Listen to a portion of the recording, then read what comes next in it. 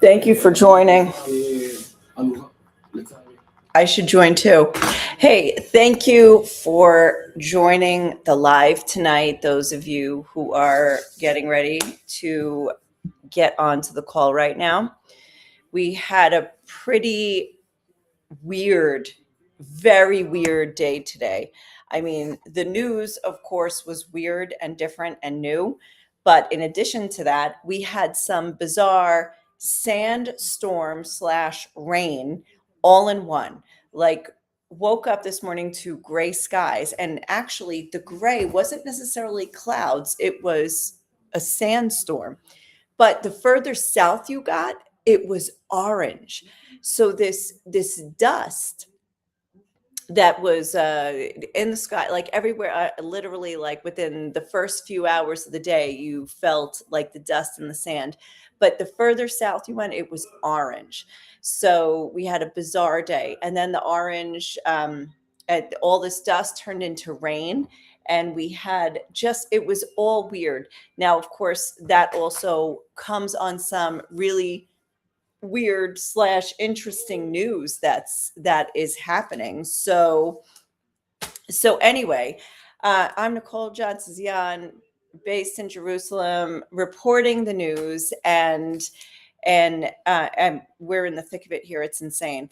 So let's talk about probably the most interesting turn of events that has occurred. Not that this is necessarily a turn of events for anybody who was planning a war strategy, but for people who never heard of Karg Island, suddenly we had to do a quick study into what is Karg Island, what is its significance, why did the US decide that is where they were going to attack, and what is the end game there, what's the strategy.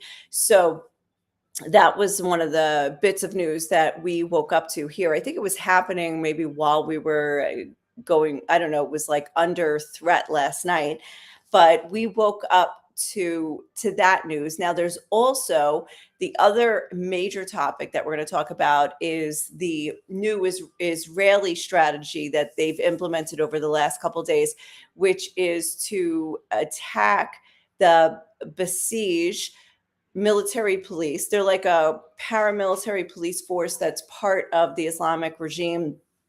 They're kind of like they're the enforcers.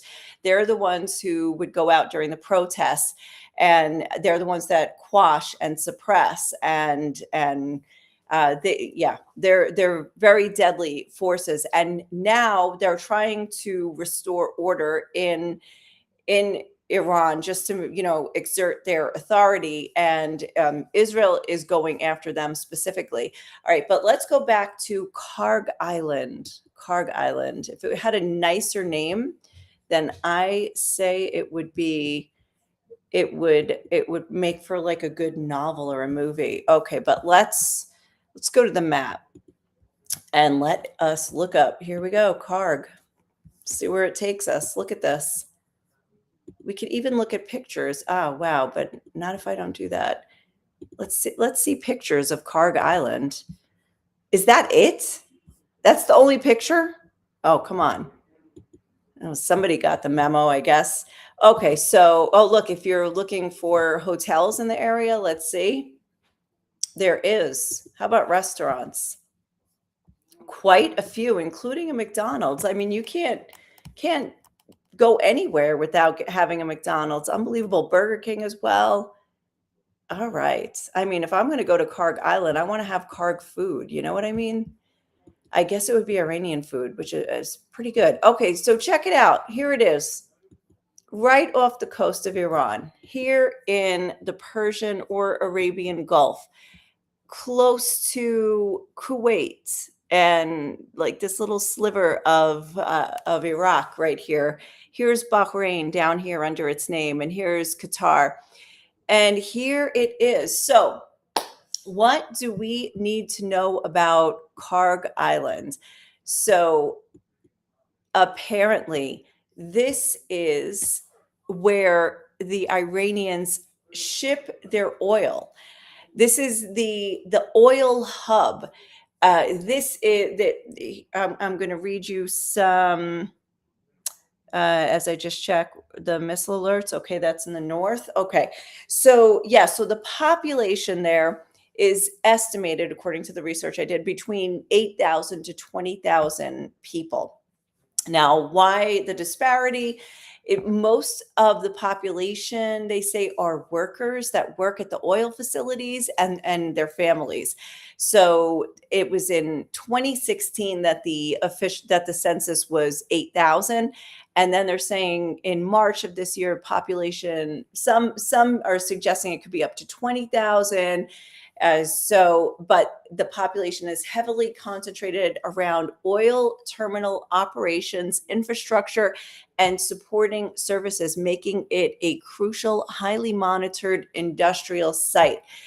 The island is located about 25 kilometers off of the Iranian coast, serving as the primary exporter of Iranian crude. So now, President Trump announced that that they were attacking this, and he said, "Oh, but we didn't damage any of the oil facilities." Now, Iran said the same thing. They said none of our oil facilities were damaged. Here it is over here. Now we should probably go down to the Strait of Hormuz. So this is the Strait of Hormuz over here, and this small passageway right here. And this is what Iran is blocking. And so the ships that are coming through here are only going through with Iranian permission. So here, I'm just going to look up and see if I could get what Trump said exactly. If I can find it quick. Well, of course, he did talk about if you Iran's navy is gone, the air force is no longer, missiles, drones, everything else that are being decimated, their leaders are being wiped out. But that wasn't specifically about Karg Island, which maybe he did, but it's not here in my notes. Okay. So, but people have been saying in the past that if the US were going to stage any sort of ground invasion, that possibly this is one of the staging grounds. Now, there could also be here some sort of financial pressure to put on Iran. If the US goes in and can somehow take over this island, then they could take over the oil hub of Iran. And right now, the only oil that's getting out of the Gulf is Iranian, I think. So that would basically put the economic power, back in the hands of the U.S. Now, Israel and the U.S. have been going after economic targets, like including banking targets, for sure Hezbollah, also in Tehran. So now Iran is saying that that's what they are going to do as well. And there's more to get to about that.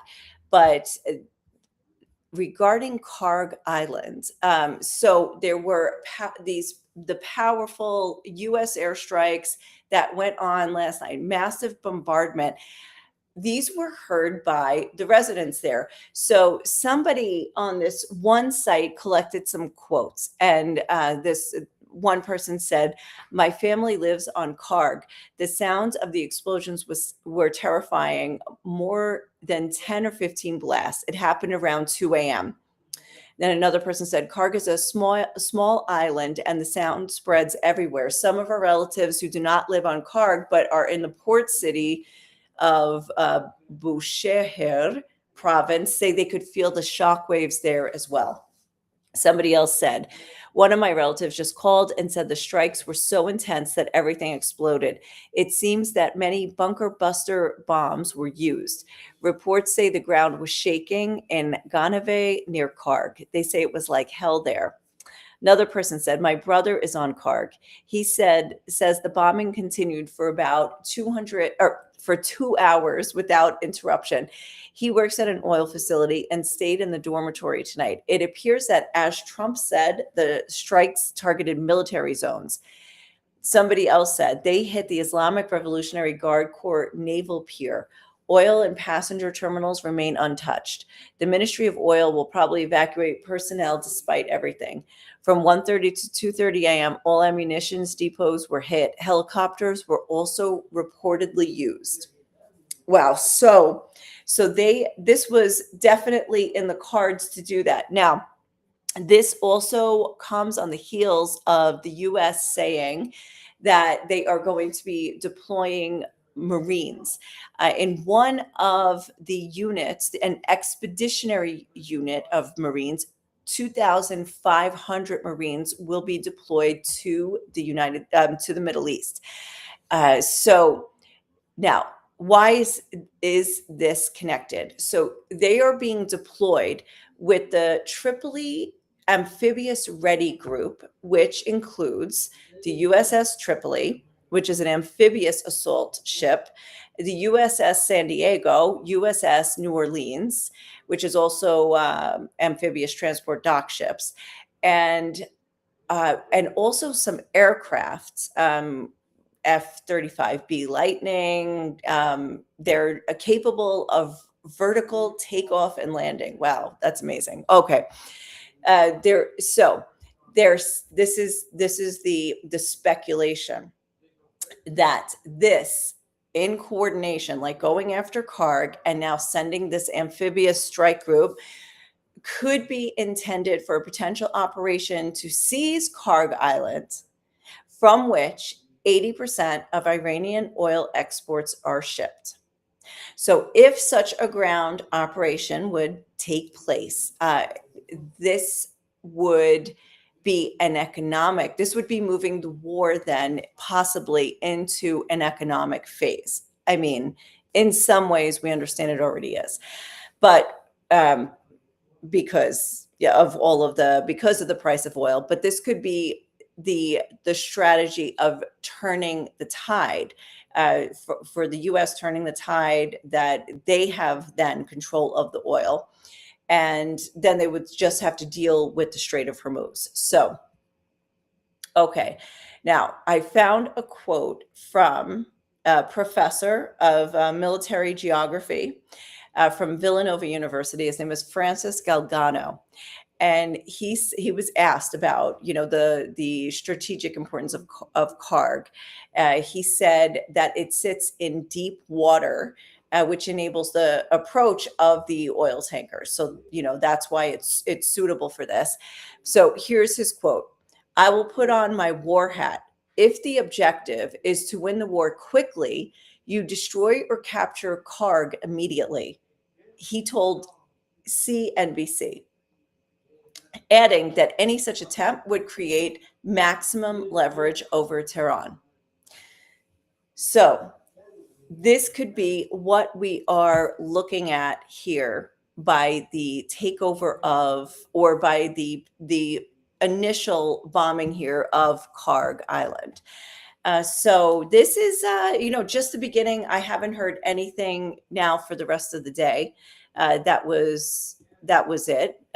Just what we heard overnight, and just this little research that I looked up here. It appears that it could be part of the plan. Now, in continuing in this economic vein, like I said, Israel and the U.S. are taking out banks, and they're going after these economic targets. Now we see they're going after the oil, but also the banks. For instance, also in Lebanon, there's a lot going on in Lebanon. The IDF is going after Hezbollah targets. They have destroyed another bridge crossing the Litani River. The Litani River had always been like the kind of cutoff point where it needed to be like a buffer zone, but Hezbollah was operating there. Anyway, they're going after banks also, in not just in Beirut, but also I think in Tyre, where there's some Hezbollah connected cities. So and also in Tehran, a couple banks were targeted. So they're saying, so the Iranians are saying, well, then we're going to go after yours. And I'm going to show you some actually places where they are. By the way, I do see some comments. I would like to shout out to New York, to the Schiavis, and Tammy from Fort Worth. Very awesome. Okay, so here is one article. The banks evacuate, close offices in Qatar, Dubai after Iran threatens attacks. Several banks urged their employees to evacuate offices in Qatar and the UAE on Wednesday as Iran threatens to launch strikes on financial institutions. HSBC has closed all its branches in Qatar until further notice, citing safety precautions. Citigroup and Standard Chartered also told their staff in Dubai to work from home amid the regional conflict, according to a memo reviewed by Reuters. Goldman Sachs issued the same warning. So yesterday, I showed you guys, if you were here on the call, there was an attack by Iran on the financial district in Dubai. And today, there was another attack. Hold on, I'm going to find, don't know where this is though, but another one in Dubai. Let's see if we can see the video.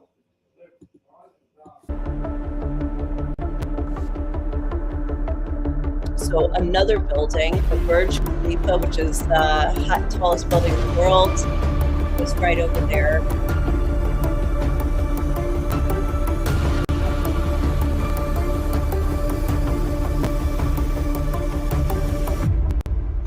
Okay, so thank you to NDTV News for that footage that was on their website. But yeah, so still to this day, you have these Gulf states getting attacked.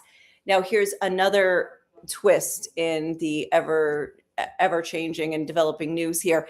Hamas from Gaza issued a statement saying, while the movement affirms the right of the Islamic Republic of Iran to respond to this aggression by all available means in accordance with international norms and laws, it calls upon our brothers in Iran not to target neighboring countries and calls upon all countries in the region to cooperate to stop this aggression and preserve the bonds of brotherhood among them.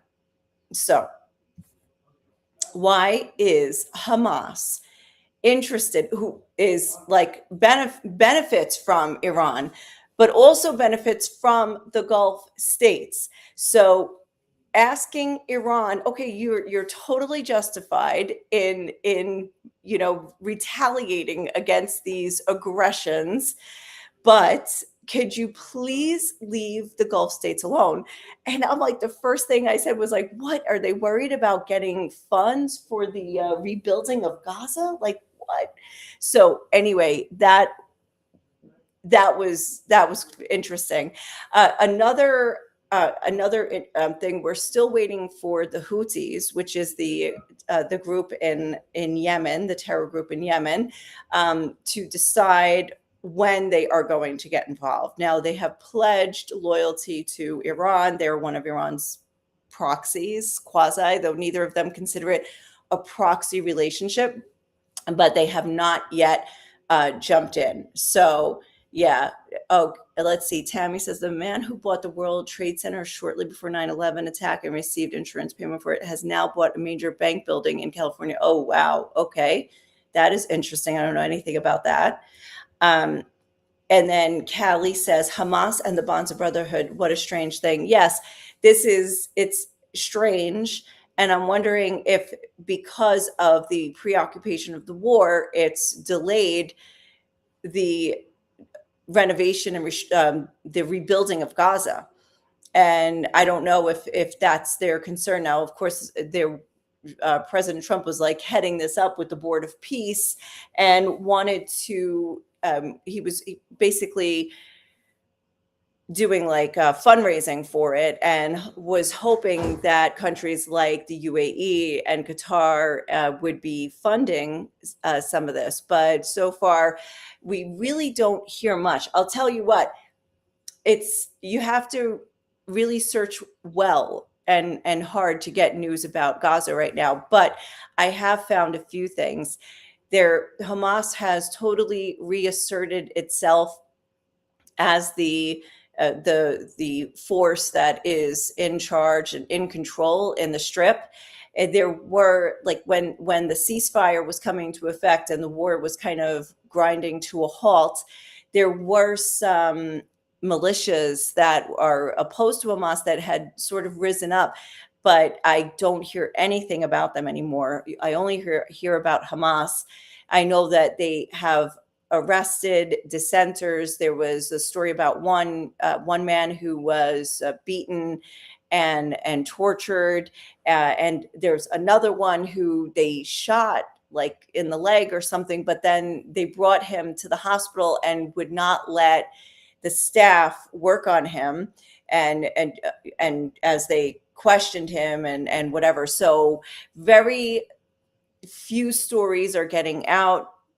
I also saw somebody on Instagram who, she does a lot of reporting from there, and she was showing like the housing conditions. Like most people, or many people, are living in tents, but some people are living in homes or buildings that are like an entire wall of the building, like from the bottom floor all the way up, is like blown out. So they've used tarp to, like, create like a makeshift wall. So anyway, so there's all of those. So you have to really search for news from Gaza. It had been the front page news for so long, and now it's nowhere near the front. I was going to say that things were eerily quiet. And today was very eerie because also of the weather, because of the sand, and then because of the rain.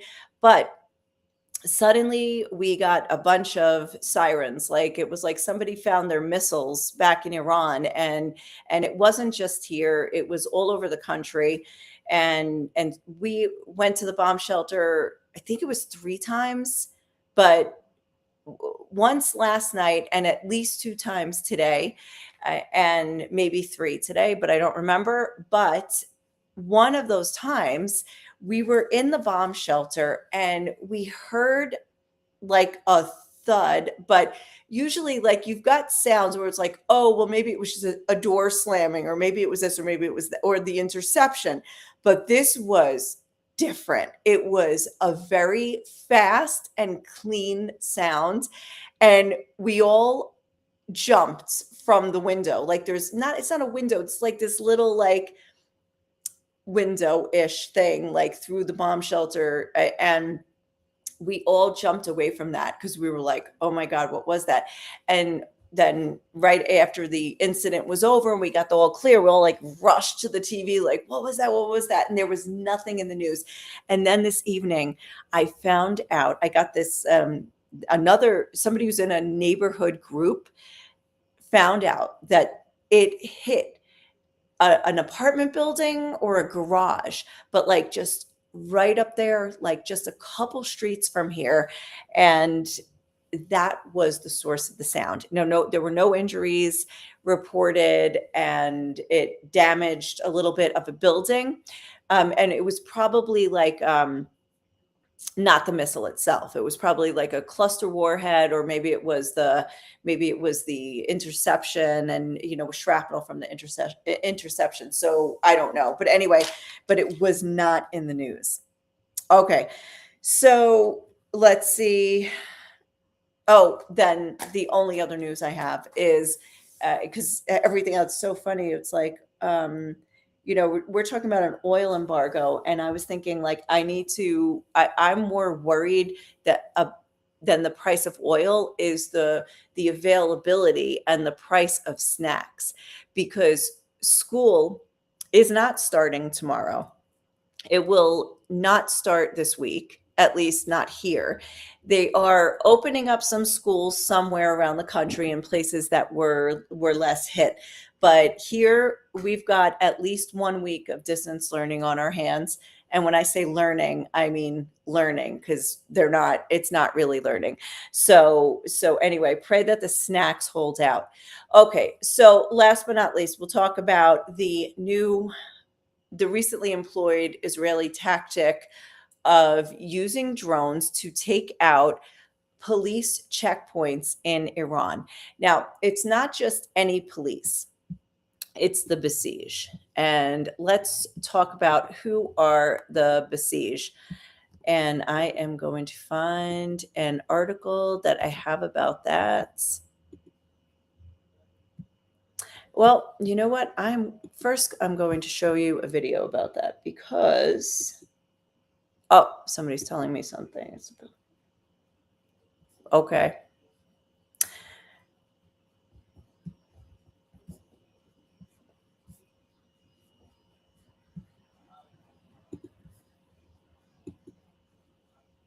Make sure that you guys can see. This is not the one though, is it? No, I want the one that says Polly. Hold on, I'm going to show you another one in the meantime. We'll get to this. I'm going to get to this in a second. Because I just want to remind you of something. So the Basij are the paramilitary police of the Islamic Revolutionary Guard Corps. They act as internal security force to suppress domestic dissent, protest, monitor social behavior. So, if you remember Mahsa Amini, that was, she was arrested by the morality police. She was in custody.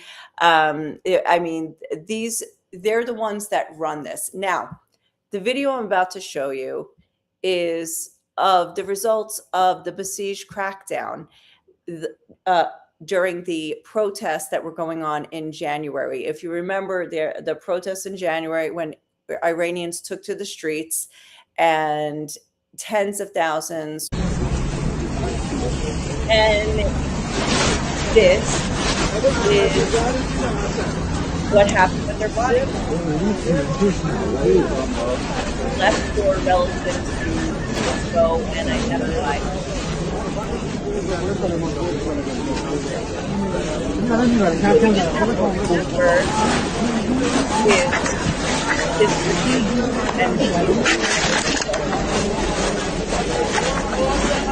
And why we see many videos of Iranians during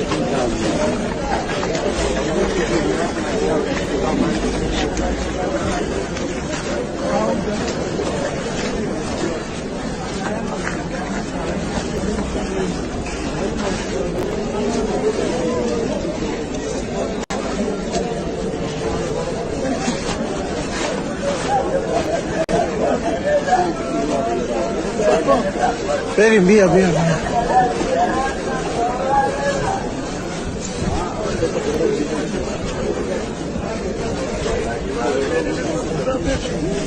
No,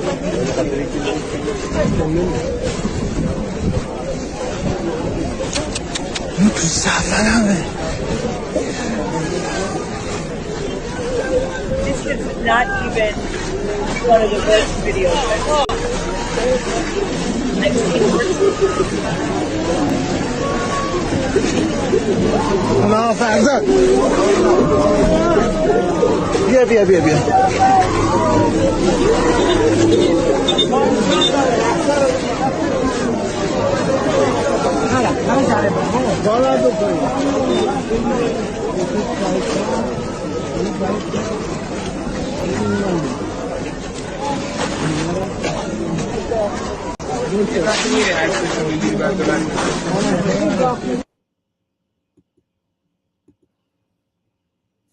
Okay, so just got a message from on my phone says that the sound of the video drowned out anything I was saying. Okay, I wasn't really saying anything, crucial, just that 2 months ago, this was the situation in Iran, a little bit less than that, where there was, well, no, it was 2 months, major crackdown on the protests, and protesters were killed by the tens of thousands, and their bodies were left out like this for the families to come and identify. So this is the primary job of the Basij, and this seems to be, I mean, everybody knows this, right? So here we go. We're going to watch and see now what Israel is doing here. See, here's now the Basij have set up checkpoints, and Israel was going after them with drones. They have now moved their checkpoints to under bridges. But and I can't find the oh, here's something else funny. Here, look at the, not funny. The Mossad in Farsi is calling on Iranians to take photos and to try to get this out to them so that they can better target the what do you call it, the Basij checkpoints. So this is probably an IDF video of them getting eliminated. It's not easy to make out, but